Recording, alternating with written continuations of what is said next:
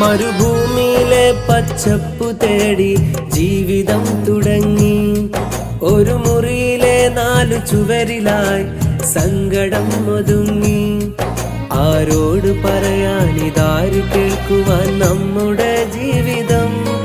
മുറ തെറ്റിടാതുറ്റവർക്ക് നിത്യമെത്തിക്കണം ഈ സുഖം.